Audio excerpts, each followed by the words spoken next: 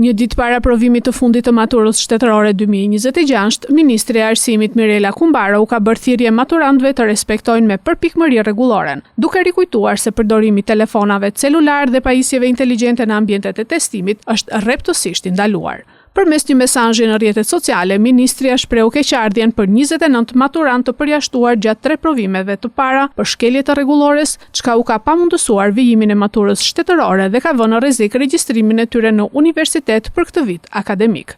Kumbaro theksoi se respektimi i rregullave është i panegociueshëm, ndërsa u bëri thirrje maturantëve të ruajnë qetësinë, përqendrimin dhe korrektsinë gjatë testimit për të arritur rezultatet më të mira.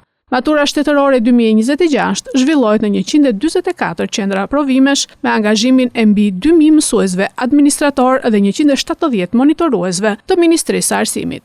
Provimi i lëndëve me zgjedhje përmbyll ciklin e testimeve kombëtare, rezultatet e të cilave do të shërbejnë për aplikimet dhe pranimet në universitet. Ministria Kumbaro ritheksoi se synimi i Ministrisë së Arsimit është garantimi i një procesi transparent, të drejtë dhe me standarde të larta për të gjithë maturantët.